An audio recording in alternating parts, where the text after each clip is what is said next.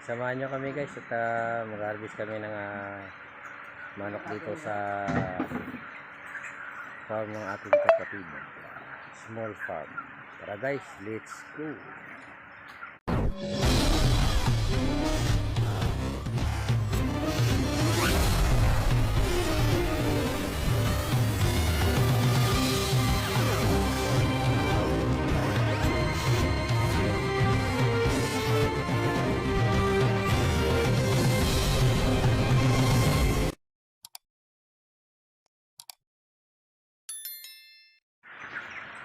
Guys, yung manok alaga ng ating kapatid ay sa baba kami guys mag-harvest.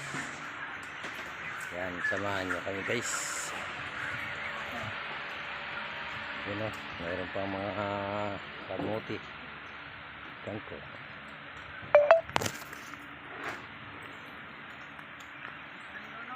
Buwas kami dito ng mga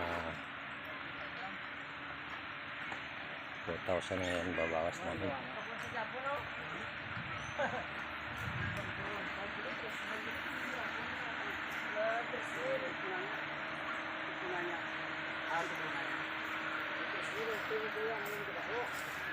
Yan, meron din dito sa kabila guys.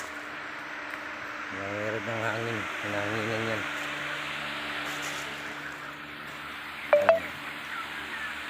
Yan, meron ng cooling fan.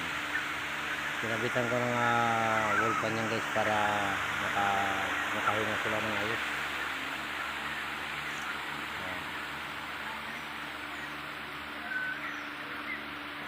Mga next weeks pwede na ito silang harvestin.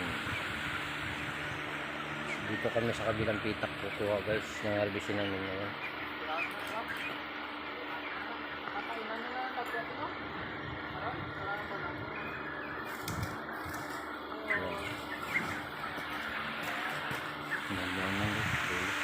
Sa taas meron din yun.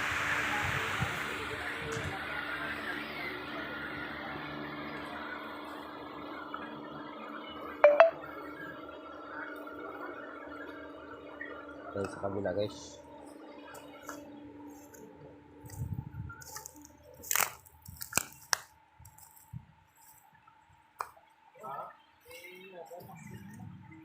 Nagbawas na kami dito ng 4,000 pieces.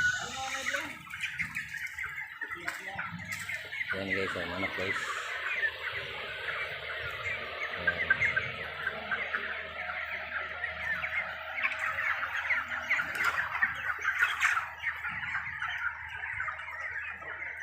Bali, ang laman dito guys, ano to, 4,500. So, gawasan namin ngayon ng 4,000.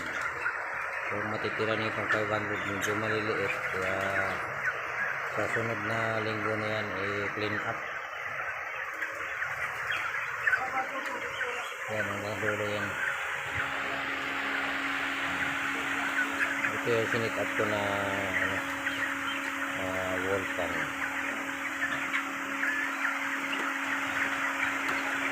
Yan, ang kanyang patukaan yun, yung kasabit.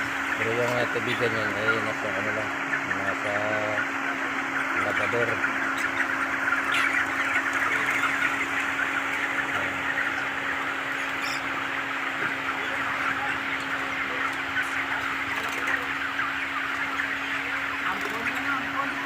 Ito yung alaga ng kapatid ko. Pag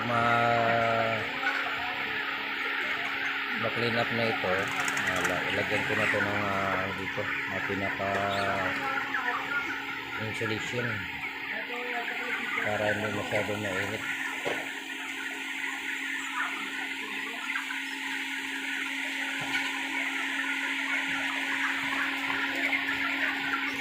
Yan.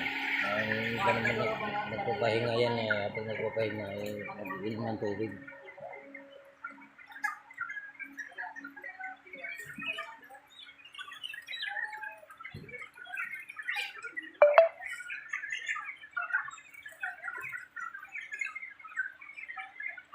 Kasama yung nandoon sa itaas kanina guys, ano yun, nasa mga at 15,000 kasi yung ano dito, yung sisiw na binaba.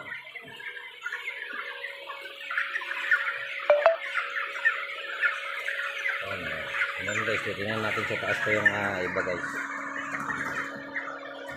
Ibang pita kasi ang ano.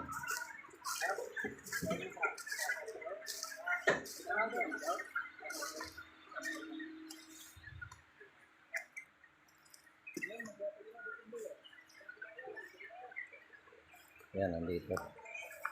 Dito naman yung iba.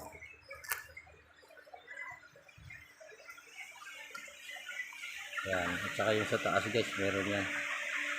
Kasi ang load dito lahat ay 15,000. Nandun yung iba sa kabila. Yan, meron yung span doon. Yan.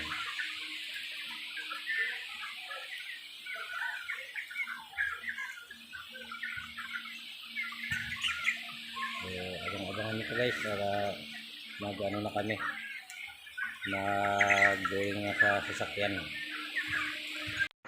Ito na guys, nakarga na namin. Ito na yung manok.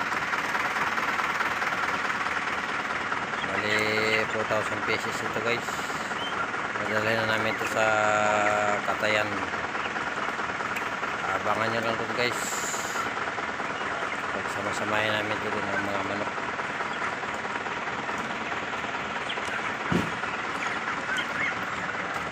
Yung ang isang piraso niyan guys, ano yan, nasa 1.4. Oh, higit siya 1 kilo. Yung isang piraso. Guys, nandito na tayo sa Katayan guys. Binababa na nila yung manok na dala namin. Dito sa farm ni Otol. Kapatid ko. Ito na, binababa na nila.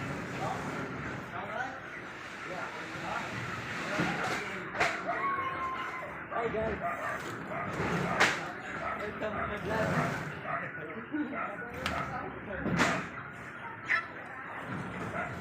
Abangan nyo lang guys. Babad muna natin sa yellow ang manok guys.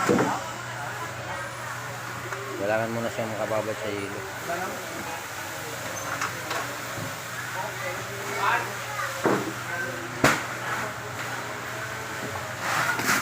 Ito na yung na-harvest kanina guys. Ang iba nandoon. So, ang iba nandito na rin. Kabila. Ang iba guys, ay nandito rin. Okay.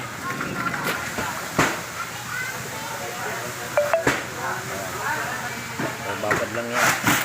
Mga isang oras yan nakababad sa yellow guys para magiging ano siya.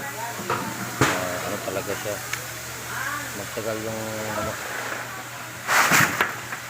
Yan. Ganito ang proseso guys. Kasi kung hindi natin siya ibababad sa yellow guys, tapos diretso natin sa palengke, madali po yung masira.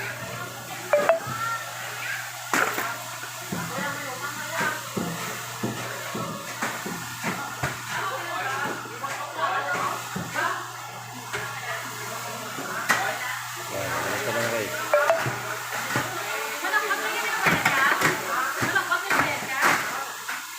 Isang oras yung nakababad yan. So, dito na lang muna tayo guys. Maraming salamat sa inyong patuloy na pag-support sa ating content. Nga pala yung ice natin guys. Yung nilalagay natin dito sa manok ng kababad.